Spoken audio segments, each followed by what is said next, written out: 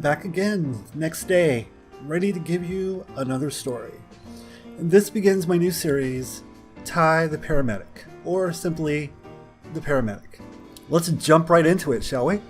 Speaking of varicose veins, I remember once I was working in lovely Somerville, Mass, when I got a call for a man bleeding. When we got to the address, there was no patient to be seen. I was about to clear with the dispatch when my partner said, "Hey, look on the ground." There was a large puddle of blood right outside the entrance to the train station.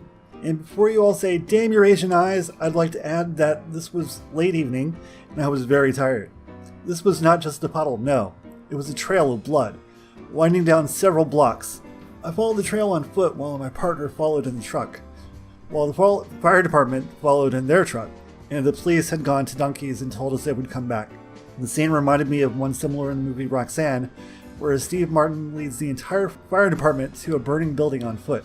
Several blocks later, the trail leads to a house. We stop at the front door and marvel at the puddle that was there. Guess the person was looking for his keys. We didn't know why the person was bleeding, so we waited for the cops to come back. Then we knocked on the door. No answer.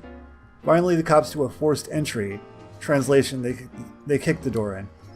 More blood trails leading down a corridor and up several flights of stairs, which finally ends up to a closed door.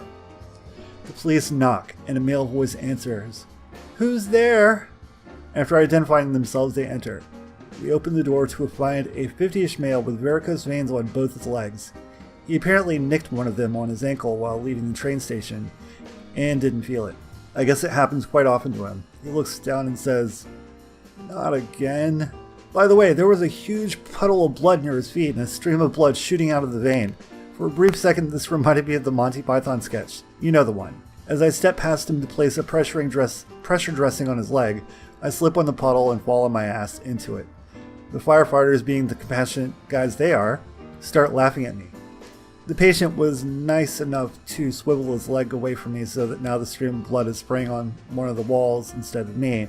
As my partner and I carried this man down several flights of stairs, the firefighters kept laughing until they found out they had to retrace this patient's path and spray away all the blood on the sidewalk. Goddamn rubbermen. They stopped laughing then. We transport the patient to the hospital, and the nurse at the triage desk looks at me and says, "Was he shot?"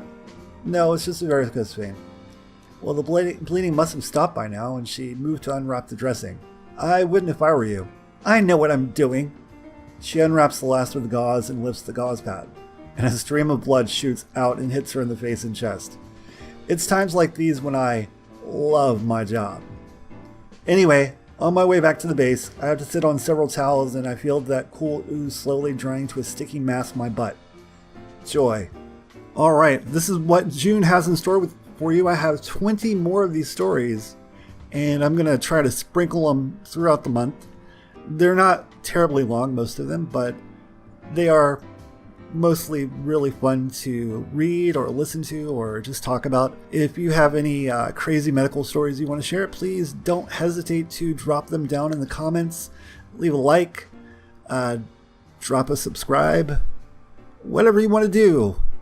Let's have some fun this month. All right, I love you. Bye-bye.